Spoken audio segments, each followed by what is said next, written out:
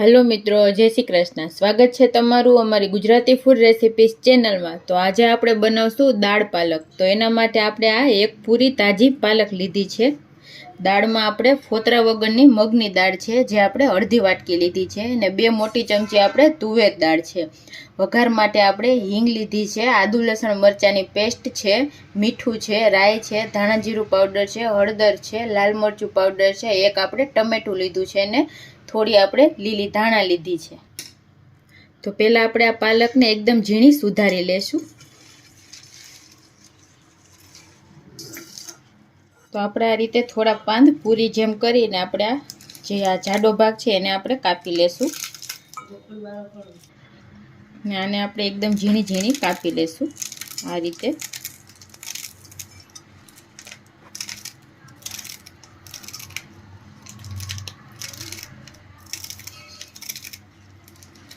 તો આપણે આ રીતે બધી પાલક સુધારીને તૈયાર કરી લઈએ.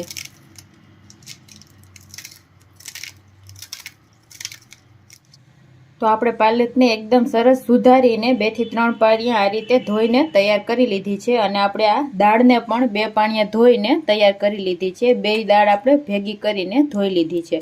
તો હવે આપણે આને કુકરમાં એડ કરીને બાફવા મૂકશું. તો આપણે કુકરમાં પહેલા બધી પાલક છે એડ કરી દેશું.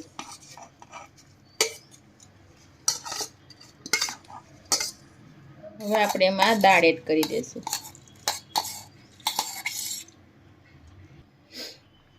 હવે આપણે એમાં હળદર એડ કરશું, અને મીઠું પણ આપણે બાફવામાં જ એડ કરી દઈશું.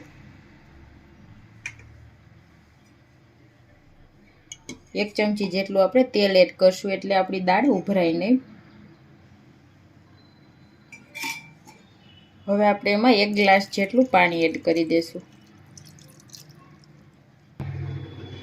તો આપણે આ રીતે બધું ડૂબી જાય એટલું પાણી આપણે આમાં એડ કર્યું છે, 1 થી 1.5 ગ્લાસ જેટલું આ રીતે. તો હવે આપણે આને ઢાંકણ બંધ કરીને 3 થી 4 વિસલ વગાડી લેશું. તો હવે આપણે આને 3 થી 4 સીટી વાગે ત્યાં સુધી બફાવા દેશું.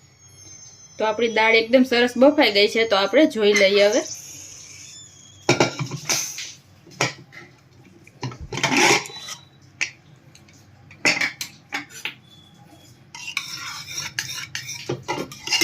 તો આપણે 4 વિસલમાં જ આ રીતે એકદમ સરસ બફાઈ ગઈ છે. તો હવે આપણે આનો વઘાર કરી લઈએ. તો આપણે એક કડાઈમાં 2 ચમચી જેટલું તેલ ગરમ કરવા રાખશું.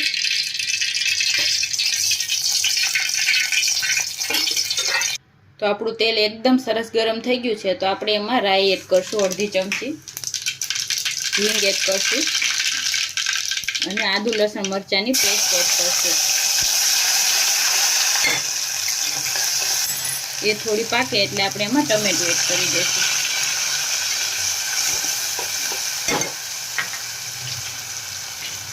ટમેટાને આપણે એકદમ સરસ સોફ્ટ થવા દઈશું. તો આપણા ટમેટા એકદમ સરસ સોફ્ટ થઈ ગયા છે. તો હવે આપણે એમાં ધાણા જીરું પાવડર એડ કરશું, 1 મોટી ચમચી જેટલો. ચપટી આપણે મીઠું ને હળદર એડ કરશું. તીખાશ પ્રમાણે આપણે લાલ મરચું પાવડર 1 ચમચી જેટલું એડ કરશું.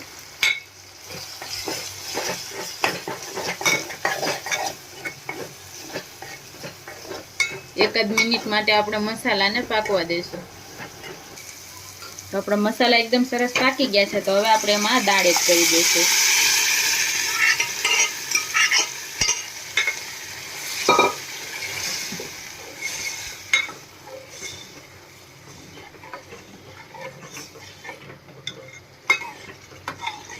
તો આપણી દાળ થોડી જાડી છે, એટલે આપણે થોડુંક આમાં પાણી એડ કરશું. આપણે કુકરમાં અડધો ગ્લાસ જેટલું પાણી એડ કરીને આપણે આમાં એડ કરી દીધું છે. આપણે આ રીતે પતલી દાળ થઈ ગઈ છે. તો હવે આપણે આને ઉકળવા દેશું એકદમ સરસ, એટલે હજી આપણે આ થોડી ઘટ થઈ જાય. તો આપણી દાળ પાલક એકદમ સરસ ઉકળી ગઈ છે આ રીતે, અને એકદમ સરસ ઘટ પણ થઈ ગઈ છે. તો આ રીતની આપણે જોઈએ. તો હવે આપણે આને ગેસ બંધ કરી દેશું.